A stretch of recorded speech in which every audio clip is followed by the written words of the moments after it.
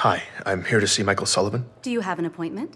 Yes, I'm Ben Giroux. I have a 1 o'clock. Checking in with a receptionist at the Office of Naval Intelligence is a bizarre formality.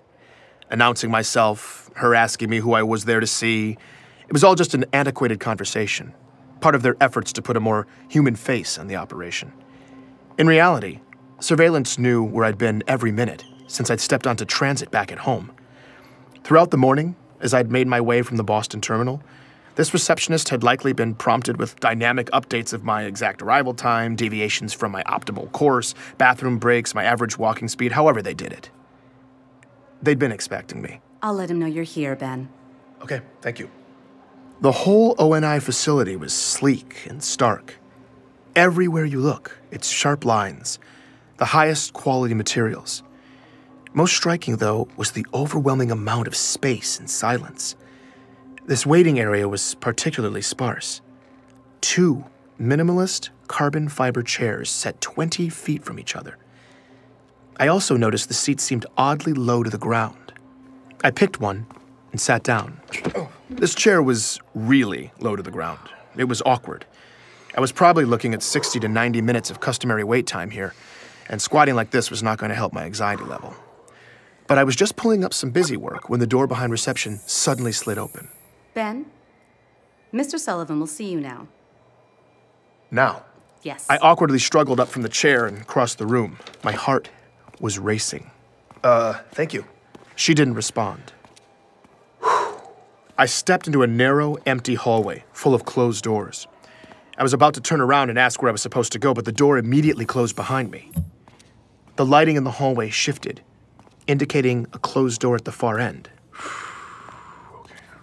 I walked down the hallway past what I assumed were offices. Everything was soundproof, though, so I had no idea if there were actually people working in there. When I got to the end of the hall, Sullivan's door opened at the last possible second. When I walked in, Sullivan didn't look up. He was sitting behind his desk, intently working on his compad. Hey. Ben, I'm glad you made it. I stood there awkwardly for a bit. I realized that this must be the room he'd always talked to me from. It was furnished as minimally as the rest of the building. There were a few shreds of actual personality on display behind him, though. A couple of knickknacks and this antique, simulated analog clock. Sullivan still hadn't looked up. Should I? Make yourself comfortable. Okay, yeah. He continued swiping on his compad. I sat down in the chair, just like the other one. My knees were at my ears. I felt oddly far from his desk, too. I tried some small talk. If I didn't take you for an antiques guy, Sullivan, where'd you get the clock? I've always had it. Nice. So, How's the story, Ben? It's good. You getting what you need? Absolutely. Want to make sure you're getting all your questions answered. Great. No, yeah, I am. I mean, Perfect. I was still desperately trying to figure out what was happening when Sullivan stopped swiping. He looked up at me for the first time, and he had this little twinkle in his eye. There's someone who'd like to talk to you, Ben. I'm Benjamin Giroux, and this is Hunt the Truth.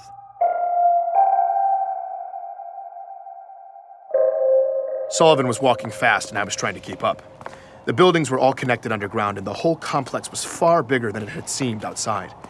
As he led me deeper into the maze, the feel gradually became less corporate and more military. And the more military it got, the more nervous I was getting. didn't realize they let civilians in this far. It's a special day, Ben. Sullivan's department had seemed almost vacant, but now there were more and more people moving through the halls, mostly in uniform. They didn't speak or look up. They just stared down at their compads like Sullivan, swiping as they walked. The ice-cold efficiency of everything was striking. We're here. Sullivan led me into a large, dark conference room, and the door closed behind us. In the center of it, there was a massive, well-lit conference table with several chairs around it. Beyond the lights, the edges of the space and high ceilings faded into shadow. Have a seat. I did as I was told and sat in one of the chairs. It automatically sank beneath me. I squinted into the darkness. I made out that one of the walls was entirely black glass, probably for observation. Need any water? No, I'm all good. I'm all good, thank you. Who am I, Oh, do you need to do a mic check or anything? Mic check? Mic check? Are we... I want to make sure you get all of this. Get all of... What? Listen, I just... Relax, Ben. This is gonna be big. Sully, I just wanted to say that Ben, he's about to walk in. Focus. Sully, I just wanted to say that I had every intention... May I present to you Senior Chief Petty Officer Franklin Mendez. Hi, Ben. How are you? I stood up. The man who walked in was extraordinarily decorated. Gold stars, silver stars, bronze stars, purple hearts, the Legion of Honor. He looked gritty and hardened, probably by decades of battle. Good afternoon, sir. We gonna talk about the chief? Mendez is the man who trained the chief, Ben. I told you I'd take care of you. You're gonna have everything you need for this story. It was an interview. This was not at all what I was expecting. I don't know what I was expecting, but it wasn't a high-profile face-to-face. All my anxiety completely evaporated. Right, yes, of course. So you're the man to talk to when it comes to the Spartans, huh? That's correct. My conversation with Thomas hadn't been flagged. Petra was right. There was no way Sullivan wouldn't have at least said something. I couldn't believe it. My relief blossomed into full awe. I was about to get an insider's perspective from the man who personally trained the Master Chief. Yeah, Chief's got a bad habit of jumping out of the dropship instead of waiting for it to land. Let his armor absorb the fall. But that's his prerogative at this point, I guess. And it gets him a hell of a drop on the enemy. No civilian had ever heard this kind of detail about the Master Chief.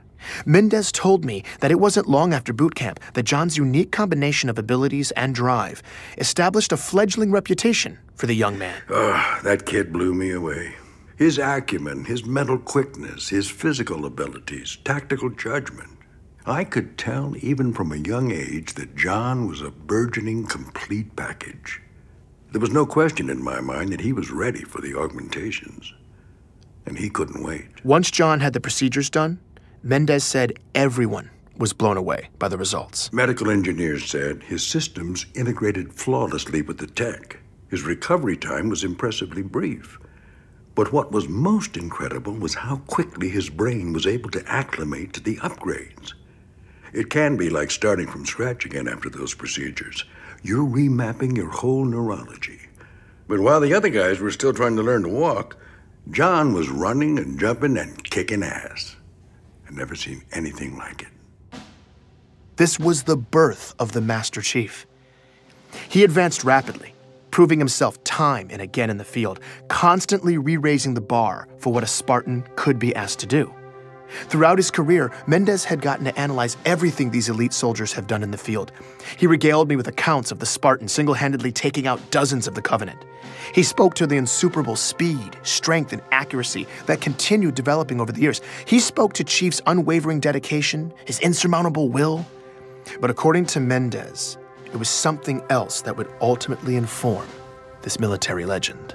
I've never seen a man, augmented or not, be able to make such extraordinarily high-stakes decisions so quickly.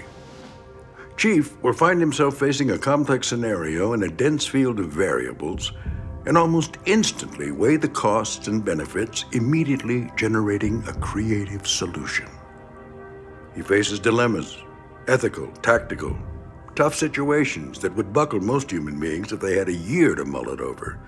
But he makes the call, usually on the fly, and it's the right call. It's extraordinary. Not to mention, of course, that he then makes a superhuman jump onto an enemy craft in mid-flight, yanks the pilot out of the cockpit, commandeers the bird, and then rams it back down the enemy's throat. The man can execute, too. Mendez tells me that the Chief has come to expand and deepen the definition of what serving is. In many ways, Mendez seems to think it's that decision-making ability that sets the Chief apart. It's what makes him a leader. It's what's made him a hero. Wow. I'm glad you're doing this story, Ben. It's about time the Spartans finally get their due. People need to understand the level of sacrifice that the Chief and all the Spartans make to keep us safe. You talked a bit about Chief's personality, his dry wit, his loyalty. I'm sure you guys don't sit around talking about your feelings much, but in your opinion, do you think being held at that level of responsibility is hard for him? Protecting a whole galaxy, it seems like it would be an unimaginable heavy burden. Well, lucky for you, you don't have to imagine it. No, it is a heavy burden. But Chief has broad shoulders. He's able to make those decisions and get it done. And he takes that task on willingly and with vigor. It's inspiring. Absolutely, absolutely. It's amazing. But do you think one man should have that much power? You see now, it's your phrasing there that could get you into trouble. It sounds like you're making a presumption that I could find adversarial, which in turn would make your tone condescending and this conversation decidedly unpleasant. Now that's not something you want, son. No, Would you like to rephrase the question? Of course, I'm sorry. At that moment, the light suddenly changed in the room, and Sullivan started swiping through his compad. Oh, room's turning over.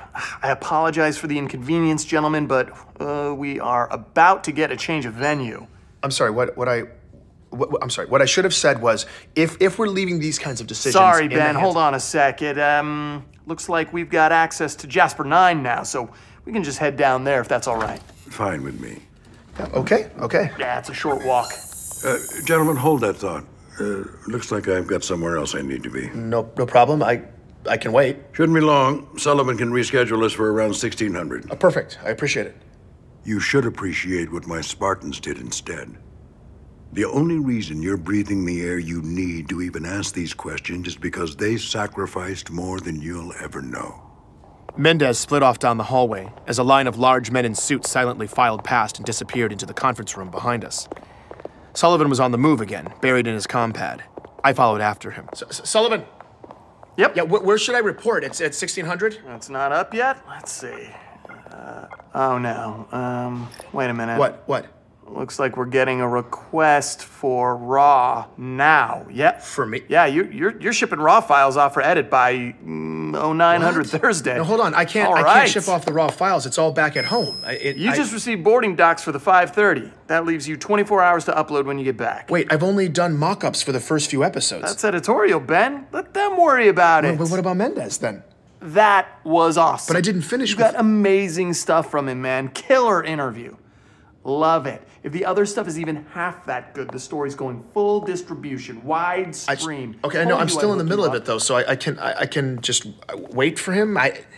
Sullivan, I can wait here and finish the interview with Mendez. I've got time. Sullivan stopped walking when I said that. He turned around and walked right up to me. For the first time all day, possibly for the first time ever, I felt like he was giving me his complete, undivided attention. Ben, you don't have time. You have a deadline and a boarding pass for the 5:30. Okay? In that moment, it dawned on me that perhaps my waypoint conversation with Thomas Wu had been flagged. Sullivan turned back into Sullivan and kept moving. Seriously though, man, amazing stuff. And remember, once this story hits, they're all gonna be eating out of your hand. Travel safe. You earned this, buddy. For those of you who don't speak ONI, that was me getting fired. Your pass will expire in 9 minutes. And according to the AI, I was no longer a welcome guest. I was about to take the long trip home.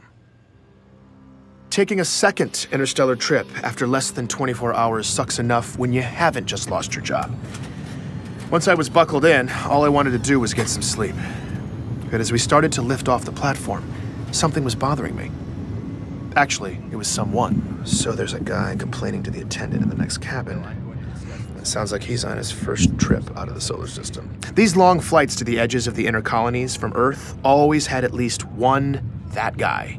Some entitled Earth VIP who feels the need to yell about the outrageous inconveniences of slip space travel. So I definitely recognize his voice.